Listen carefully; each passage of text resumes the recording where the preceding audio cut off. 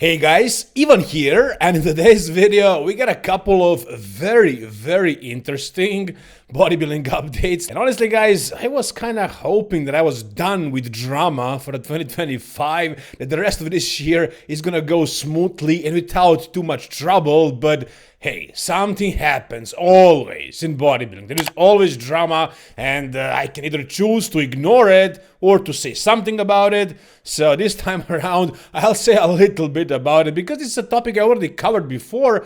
This time around, it's going way more in depth, and we're finding out new details about the Sara Villegas accusing Natalia Coelho and her synthol abuse or something else. So basically, Muscle Discord made a whole video, a long video with crazy accusations. So there is so much stuff in this video, guys. I encourage you to go and watch it if you are interested in this kind of stuff, but I'll try to be brief and give you my take on this and explain to you briefly what exactly happened, what is going on. So, as you guys know, a while ago when Sara Villegas lost her Miss Olympia title, actually, she accused the reigning Miss Olympia champion, Natalia Coelho, that she's using SEO. Not synthol, but oil, SEO. And now it turns out that it's not synthol, that it's not necessarily even oil, but something else. Some PMMA compound. Now, let's get into this, guys. So, again, if you don't remember what Sarah said about Natalia, here is a reminder, but I think she edited this text right here, because I remember it saying Miss Olympia, something about that, and now she says, what's next for me? If you know me, you already know the answer. I'm definitely not going out by a lightweight oil champion. Now, are we going to talk about whether Natalia did something to her physique or not? I don't think it's necessary. I think we concluded earlier that she absolutely has. It's pretty visible. If you compare her 2024 shots to 2025 shots, it's a night and day difference. And not even in a full year, but in 6 months. Check this out. I mean, it's a completely different set of legs. So definitely something was done. Obviously, it wasn't done to an extent where the judges would punish her. So she already won the Mr. Olympia, and if the judges didn't punish her for that, she did a good job with that. And yeah, I'm making a lot of videos on this topic, guys, but if you follow me, you know my stance. I have nothing against it, actually. You know, if it's done right, if it looks good on stage, if it's done just to enhance your physique a little bit here and there, and it doesn't look too obvious, I have no problem with it. I sort of accepted that it's a part of the sport, that everybody's doing it, and sometimes it's needed. Like if you have a weak body part, there is nothing you can do to enhance it, this might help. And to prove it to you, check this out.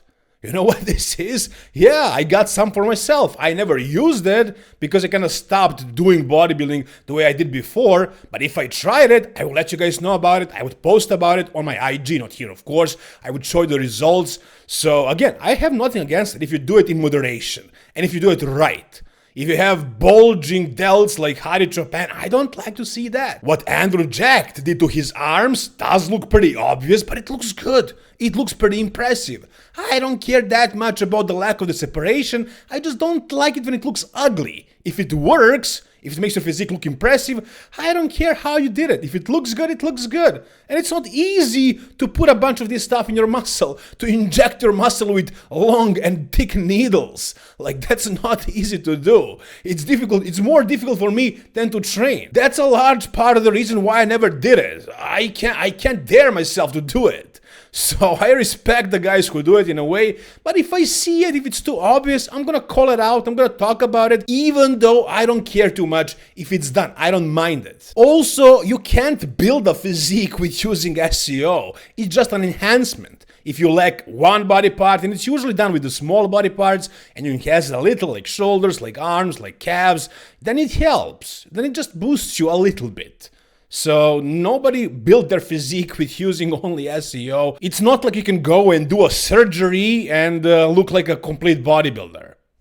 Or can you? Based on what Muscle Discord guy Matt is saying, and if you guys watch the video, you'll see the full story, There is apparently a clinic in Brazil where bodybuilders go and do this PMMA injections, and it's not like Synthol, it stays in there forever, and you can increase the volume of a body part. And apparently, allegedly, based on what these people are saying, some whistleblower from Brazil told Matt that Natalia went to that clinic and did a procedure, and he posted this video of her being there at that clinic. Now, I don't know if this clinic is doing other things. This is not necessarily evidence that she did exactly this procedure, but she's obviously affiliated with this clinic, with this guy, with this doctor, Fernando. And apparently, allegedly, based on what Muscle Discord is saying, Tarek El-Guindy's brother, Tamer El-Guindy, who is also a big show promoter, is also connected with this clinic. He also presented that Derek Lunsford's trainer did a procedure for his chest, and you guys might remember that at one point Chris Cormier was supposed to train Derek Lunsford, but for some reason unknown to public, Derek decided to go with this random Brazilian trainer.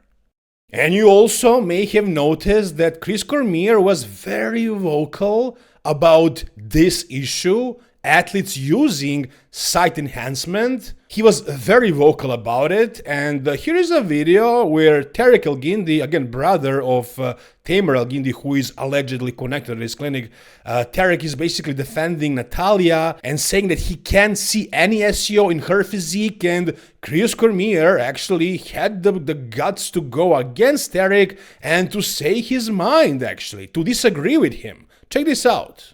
I judged the event, and I did not see anything on Natalia Coelho's physique that called to be suspicious.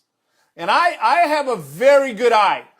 And you were very good eye. And you were 8 feet away. Yeah, I have a very good eye. I've noticed a lot of things that other judges go, Tarek, hold on, you're right. I have a very good eye for butt implants, but judges, for shoulders, judges, for all that. Let me judges, finish. Let me finish before I actually clock judges, well, okay, get the clock in. So get the clock in. You know what I mean? I did not see anything suspicious on Natalia Coelho's physique. Balances, but let me put you on the spot and don't back down. Do you see, if you see imbalances, which we see a lot, it's part of bodybuilding, okay, right? But this well, let me finish. Do you see anything here illegal? Do you think Natalia Coelho used Synthol?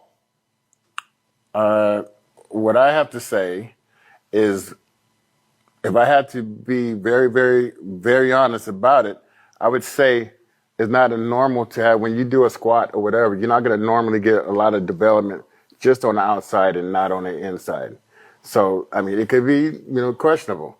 If you have a cut, a line that disappears and smooths out when you're clearly in great shape, that could tell you that something's been done there.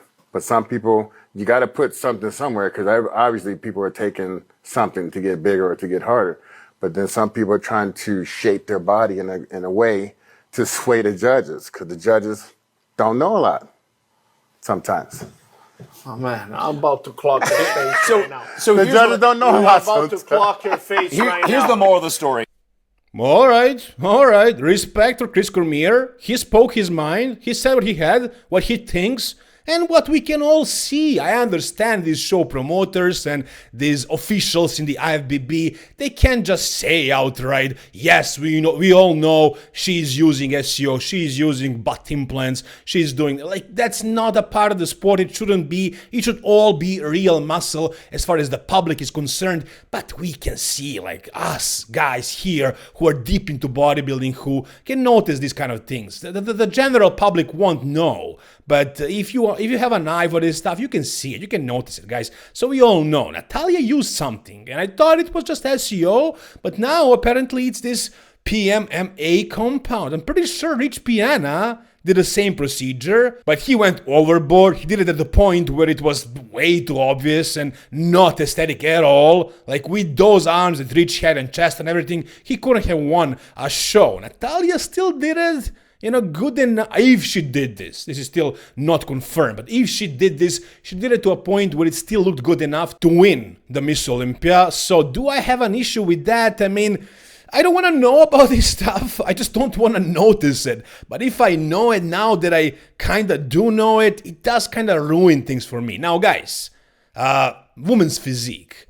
Who the hell even follows women's physique? Let's be real. As far as you guys here, there might be a couple of females watching this, maybe, I don't know, 2% if that much, and some guys, but really, most of us don't follow this. What is interesting, more interesting in this story is that Derek Lunsford may have done the same thing. And I also assumed that Derek did SEO, like Synthol or something like that, to his arms, to his chest as well, because there is no separation in this area here, the delt area as well. Biceps and triceps probably more than anything else. Lats too. So did Derek actually use this PMMA stuff? This sort of a gel that is injected in your muscle and stays there permanently. If you guys want to do your own research on what it is, just ask ChatGPT. Here is an explanation right here. I don't know, guys. I don't know what to say. Apparently, based on Muscle Discord, there is a meeting right now in the IFBB headquarters and they're coming up with an answer to this. So, yeah, an explanation would be nice. I don't know what to think, guys. I mean, I don't think this is proven, but hearing all this stuff, some whistleblower from Brazil basically telling this doctor telling this to the public, to Muscle Discord, I don't know. It's disappointing, to be honest, for me personally, to find out that Derek doesn't have a real muscle, that he's using this kind of injections to make himself look bigger. I mean, a little bit of SEO to volumize the muscle cells, that's not too bad, but this stuff, no, not good. Not good, at least when we find out. If we never knew about it, if it looked good, I guess you can't complain. But we all complain kind of that Derek doesn't have a separation. We all thought it was genetic, but maybe it's something else actually. I thought it's gonna be a shorter video, but yeah, I guess it took me longer to explain it to you guys. Now you tell me down below whatever you think, whatever your thoughts are. How do you see this site enhancement in general? What's your take, guys? I'm very interested to hear down below in the comments. Alright, now the next thing is a little bit less dramatic, but it's still a little bit controversial, let's put it that way. So we got something on Samson Dauda, a statement that he has not made in a while, guys, in a while. So as you guys know, Samson Dauda was previously coached by Milos Arcev, before that by John Meadows, briefly before John passed, and then after that and before all that, only by his wife, Marlena. And you guys know my take on this. I don't think Samson Dauda really has a coach. I think he's just advertising his wife as his coach, but many guys have done that. I personally know a bunch of bodybuilders who are prepping themselves and they have their wife looking at them, helping them with the decisions. For example, as far as the top level bodybuilders, Dorian Yates did the same thing. Quinton Araya is doing the same thing currently. Keone Pearson just started doing this with his wife. So it's not a new thing, it's very common. Basically, it's prepping yourself with just your wife taking a look at you. I don't know how much say exactly does she have, but I doubt that she has complete authority over Samson. It's different from when you hire a high-level coach. You pay them a couple $1,000s to actually coach you. You listen to what they say because you're not an idiot to actually give them money and to do your own thing. That's different. That's coaching. That's what Samson is not doing. He has a wife who is prepping him, quote unquote. Now what we got in this video is somebody asking Samson, would he consider hiring an actual coach? And check out the answer. Technically only had 2 professional coaches. Will you consider hiring someone ever? Yes, man. Oh, 100%. You know, if I know there's somebody out there that we definitely click and their style definitely matches something that I can do and they can bring something new to our repertoire, then 100%, yeah, we would do. But, you know, right now, especially in the industry, I don't think there's anybody that I can sort of see that can match that. Okay. So what we got here is not that Samson found a new coach. He did say that he doesn't see anybody currently But he said a couple of things, or didn't say a couple of things. And by not denying those things, he's kind of confirming it. So for example, first, the question was, you really had only 2 professional coaches. He doesn't deny that. He agrees that his wife is not a professional coach. So you can't tell me that I am wrong for saying that. Samson just admitted it or didn't deny it. The other thing he said, he never said so far since he parted ways with Milos, was that he's considering, that he would consider hiring a new coach if he found somebody who he would click with.